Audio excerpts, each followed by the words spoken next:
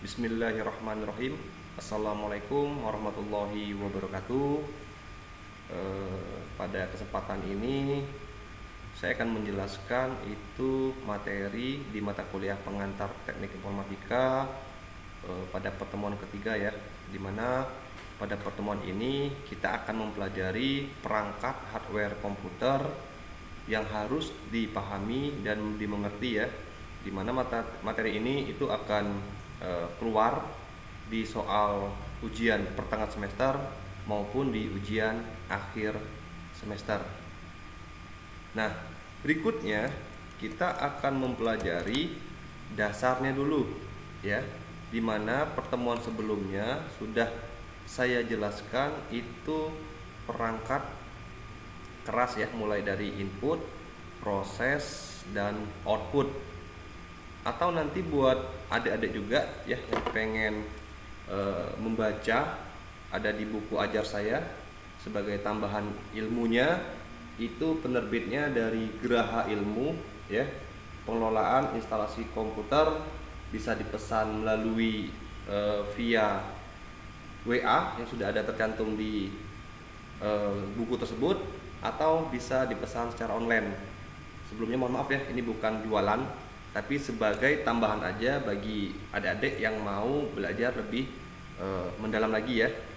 Oke, untuk iklannya sementara saya cancel dulu. Kita lanjut ke materi ya, yang harus kita perhatikan ya, yang harus kita pahami. Yang pertama itu mampu memahami pengertian perangkat keras komputer, itu pertama. Yang kedua, kita harus memahami ya perangkat input komputer. Berikutnya kita harus memahami perangkat proses komputer, dan berikutnya mampu memahami perangkat output komputer.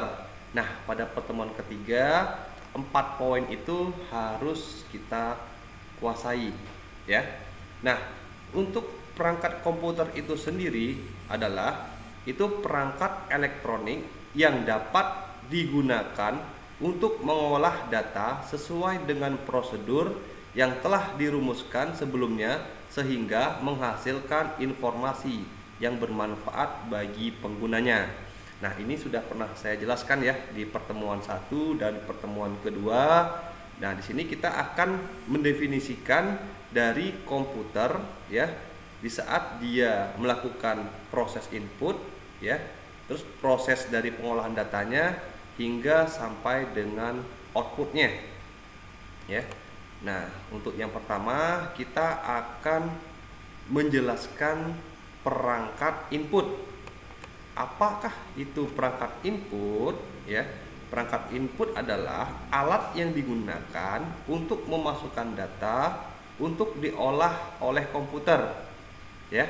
Nah, sebagai contohnya keyboard ya.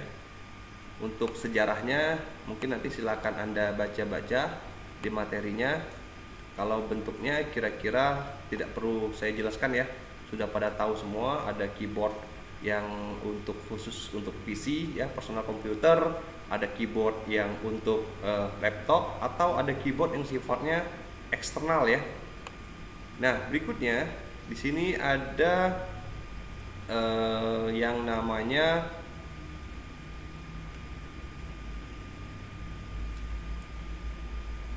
mouse ya.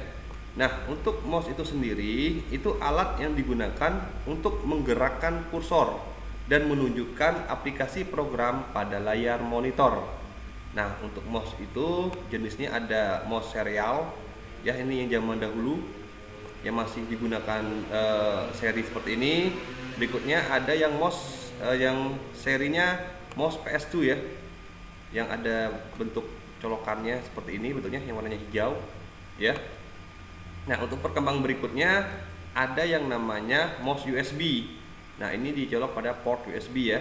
Nah, berikutnya ada juga jenis mouse yang sifatnya wireless ya. Kalau sifatnya wireless itu dipastikan dia tidak ada peripheral atau tambahan yang sifatnya kabel ya. Berarti di sini dia tanpa kabel.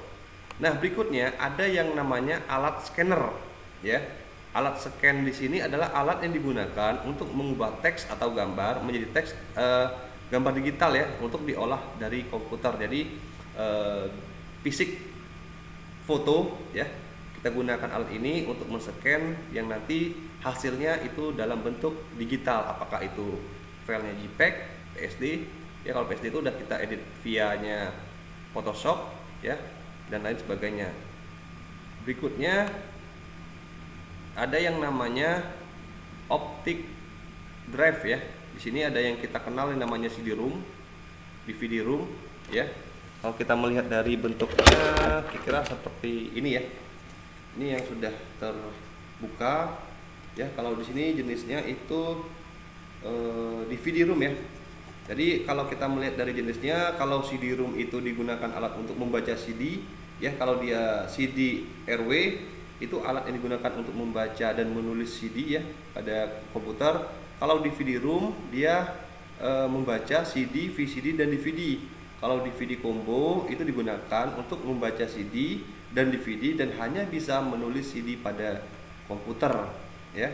Kalau yang sifatnya DVD RW drive itu alat digunakan untuk membaca dan menulis CD dan DVD pada komputer. Nah, nanti kalau Anda ke depannya ingin merakit komputer, kita harus tahu dulu fungsinya per masing ini. Jangan sampai nanti kita membelinya CD yang pengen kita gunakan DVD ya, itu nggak bakalan bisa terbaca. Nah, kira-kira gampang sedih ya gambarnya. Berikutnya ada yang namanya joystick. Nah, joystick ini digunakan untuk menggerakkan kursor ya. Joystick ini biasanya orang-orang yang hobi bermain game. Nah, alatnya kira joystick seperti ini, bentuk ini ya, joystick seperti ini. Ini sebagai alat tambahan ya. Nah, berikutnya ada yang namanya floppy disk drive ya. Nah, ini udah zaman-zaman dulu. Ini tempat disket yang untuk saat ini mungkin tidak ada lagi ya digunakan. Sekarang ini lebih perkembangannya pada flash disk atau USB ya. Nah, kita balik dulu ke alat output ya. Jadi ada input, harusnya kita ke proses, tapi proses nanti ada lebih panjang lebar lagi ya untuk penjelasannya. Berikutnya kita ke output dulu nih. Nah, kalau kita ngomongin output, itu alat yang digunakan untuk menampilkan hasil ya, hasil pengolahan data dari CPU. Contohnya monitor itu ada yang bentuknya CRT ya, ada yang bentuknya LCD ya. Kalau yang zaman dahulu orang menggunakan monitor yang masih besar ya, bentuknya CRT. Kalau sekarang udah berbentuk LCD, lebih ramping ya. Termasuk TV-TV kita sekarang sudah menggunakan teknologi LCD. Nah, berikutnya ada alat output yang namanya printer. Nah, printer di sini berfungsi sebagai apa? Untuk mencetak hasil pengolahan pada komputer menjadi hard copy atau hasil bentuk cetakannya. Nah, kalau untuk perkembangannya banyak ya. Bisa kita lihat pada gambar di sini. Nah, berikutnya kita menjelaskan tentang perangkat proses ya.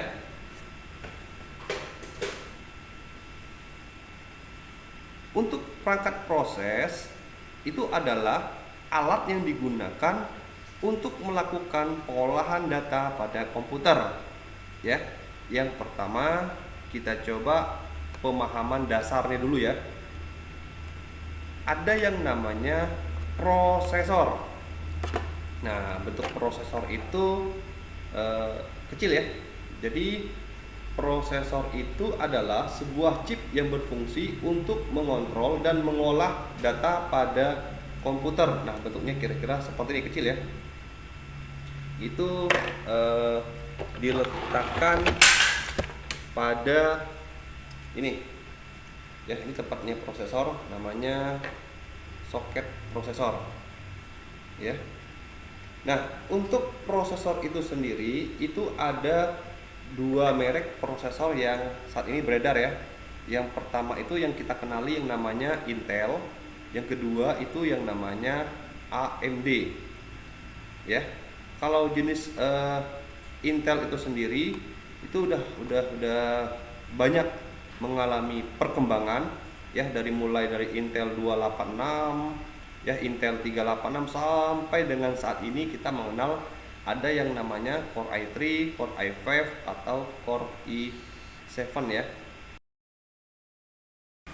Berikutnya kita masuk pada jenis prosesor yang namanya AMD ya. Jadi jenis AMD ini ada beberapa seri ya, dari mulai AMD K5 ya, ada yang Duron, ada yang Sempron, dan sampai ini ada yang perkembangan yang Phenom 2 ya dan sebagainya. Nah, bentuknya seperti ini ya, ini yang jenisnya Core i7 yang Intel, kalau ini jenisnya yang AMD ya. Jadi kalau kita melihat dari fungsinya, dia sama-sama sebagai otaknya dari sebuah komputer. Nah, berikutnya ada yang namanya motherboard. Motherboard adalah sebuah papan induk di mana ada beberapa komponen yang tempat diletakkannya pada motherboard itu sendiri ya. Jadi bentuknya seperti ini. Ini papan induk yang namanya motherboard ya. Tempat meletakkannya prosesor ada di sini, tempat meletakkan RAM ada di sini ya. Ada VGA juga, slot VGA seperti ini ya. Ada yang namanya BIOS ya, CMOS, bentuk CMOS seperti ini dan sebagainya. Nah, ini kalau kita melihat dari bentuk fisiknya ya, baik dia PC maupun laptop, dia memiliki fungsi yang sama, yaitu merupakan papan induk dari perangkat komputer lainnya ya. Nah, berikutnya kita akan melihat dari beda jenis pada motherboard itu sendiri ya. Kalau pada PC kira-kira seperti tampilannya pada gambar di depan ya. Ini tampilan dari motherboard PC. Kalau untuk yang bagian bawah itu tampilan dari motherboard pada laptop ya. Jadi kita melihat dari bentuk fisiknya itu ada perbedaannya ya, tergantung dari laptop sendiri. Kalau biasanya ada laptop yang sifatnya tipis, dia lebih ramping bentuknya. Ada yang zaman-zaman dulu dia masih tebal ya kalau dari bentuk fisiknya. Kalau tempat soket prosesor ya yang dipasang itu sesuai dengan jenis prosesornya itu sendiri ya, dimana soket prosesor itu tempat meletakkannya prosesor itu tergantung dari spek dari motherboard itu sendiri ya. Kalau kita melihat dari yang kedua, slot memorinya itu tempat pemasangan slot memori atau slot RAM ya, random access memory. Nah, berikutnya ini bagian-bagian dari motherboard itu sendiri ya, banyak sekali. Ada North bridge ya, ada South bridge. Terus ada juga di sini slot PCI Express ya, yang tempat meletakkannya VGA ya. Ada slot AGP untuk VGA yang jenisnya VGA card, ada yang baterai CMOS ya. Terus slot SATA dan lain sebagainya. Nanti kita akan lebih jelas lagi pembahasannya. Paling tidak untuk pertemuan ini Anda bisa paham perangkat dari komputer itu seperti apa, bentuknya kira-kira seperti apa ya. Jangan sampai nanti kita kurang paham. Nah, berikutnya ada yang namanya RAM ya, random access memory. Nah, bentuk fisiknya kira-kira seperti ini ya. Ini bentuk RAM. Kebetulan ini RAM-nya pada laptop dia lebih kecil ya, bentuknya lebih ramping. Tapi kalau kita melihat dari jenisnya PC itu lebih lebar ya, jauh sekali bentuknya, hampir setengah ya. Kalau ini yang untuk PC, ini yang untuk laptop. Jadi apa itu RAM? RAM adalah sebuah memori yang bersifat sementara ya, yang berfungsi untuk membentuk kecepatan eksekusi pada pengolahan data. Jadi intinya semakin tinggi kualitas atau kapasitas dari RAM itu sendiri, maka kecepatan dari komputer itu sangat terpengaruh ya. Jadi semakin baik pula dari kinerja komputer itu sendiri. Nah, ini bentuk dari jenis RAM ya. Tapi kalau kita melihat dari jenis RAM itu sendiri, ada yang Edo RAM tuh yang zaman dulu ya, ada yang SD RAM, ada yang DDR ya, ada dari 2, dari 3 sampai dengan saat ini ya. Nah, jadi kita melihat gambarnya, kira-kira kalau di slide itu seperti ini ya perbandingannya. Kita bisa lihat sendiri untuk DDR-nya gambarnya seperti ini. Nah, ini tampilan untuk yang RAM ya. Nah, ini tampilannya seperti ini. Nah, berikutnya ada yang namanya perangkat VGA. Ya, apakah itu VGA? Itu Video Graphics Adapter ya. Itu perangkat keras komputer yang berfungsi untuk mengolah grafik pada komputer. Nah, kalau kita melihat bentuk nyatanya kira-kira seperti ini. Ya. Seperti ini. Nah, ini merupakan VGA pada PC. Ya. Apa sih fungsi VGA itu? Fungsinya untuk mengolah grafis pada komputer. Jadi semakin tinggi kapasitas yang kita miliki pada VGA itu sendiri, maka resolusi yang dimiliki oleh komputer atau laptop itu semakin baik untuk dari resolusinya. Biasanya orang-orang yang hobi mendesain foto, yang hobinya bermain dengan video, atau yang hobi dengan game, itu mereka mengutamakan perangkat ini ya. Jadi semakin baik kecepatan grafiknya, itu semakin membuat kita lebih nyaman ya di depan komputer ataupun laptop. Nah, berikutnya ada yang namanya power supply. Berikut ini saya akan menjelaskan perangkat yang namanya power supply. Power supply adalah suatu perangkat keras komputer yang berfungsi memasuk daya listrik ke seluruh komponen perangkat komputer. Ya, jadi kalau kita berhubungan dengan arus listrik itu namanya power supply ya. Jadi power supply itu bentuknya lumayan besar ya kalau untuk PC.